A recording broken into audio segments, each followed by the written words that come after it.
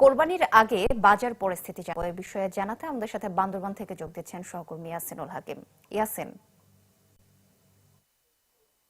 সোহেলি, আমরা সকাল থেকে বান্দরবানের বাজারে বিভিন্ন মুদি দোকান এবং মশলার যে দোকানগুলো রয়েছে সবগুলো আমরা ঘুরে দেখেছি। আসলে যে জিনিসটা সবচেয়ে লক্ষণীয় হয়েছে, মশলার কোরবানি ঈদকে সামনে রেখে কিন্তু বিভিন্ন প্রকারের যে মশলাগুলো রয়েছে, বিশেষ করে এলাচ, জিরা এবং ধনিয়া থেকে শুরু করে হলুদ মরিচ, প্রত্যেকটা জিনিসের কিন্তু আসলে দামের কিন্তু কয়েক সপ্তাহ ব্যবধান অনেকটা বৃদ্ধি পেয়েছে। বিশেষ করে যে এলাচটি 3500 টাকা থেকে 3700 টাকা বিক্রি করা হতো, সেটি এখন 4700 টাকা থেকে 4800 টাকা বিক্রি করা হচ্ছে। জিরা 700 থেকে 720 টাকা বিক্রি করা হচ্ছে। ধনিয়া 160 টাকা থেকে 200 টাকা বিক্রি করা হচ্ছে।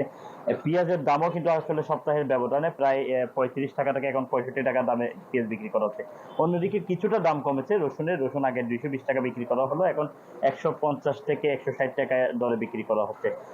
পাশাপাশি বাজারে যে বোতলজাত যে সোয়াবিনটা রয়েছে, সেটিও কিন্তু প্রতি বোতলে লিটারে কিন্তু 10 থেকে 12 টাকা করে দাম বৃদ্ধি হয়েছে বলে তারা জানিয়েছে। সব মিলিয়ে কিন্তু বাজারে যে পবিত্র কোরবানির ঈদকে সামনে রেখে বাজারে মশলার যে সরবরাহ, সেটিও কিন্তু আসলে কিছুটা অস্বাভাবিক রয়েছে। স্বাভাবিক হওয়ার পরে দ্রব্যমূল্যের দাম আরো বাড়তে পারে বলে স্থানীয় ব্যবসায়ীরা মনে করছে। তবে ক্রেতা সাধারণ যেটি জানাচ্ছে, মোবাইল কোর্টের মাধ্যমে ইয়াসিন বাজার। ধন্যবাদ আপনাকে। দর্শক, বাজার পরিস্থিতি জানাচ্ছিলেন সহকর্মী ইয়াসিনুল হাকিম। নগদ পেমেন্টে 500 টাকা পর্যন্ত ক্যাশব্যাক আর লেনদেনে প্রতিদিন ডিপ ফ্রিজ এবং ঘন্টায় ঘন্টায় এসি টিভি সহ দারুণ সব গিফট।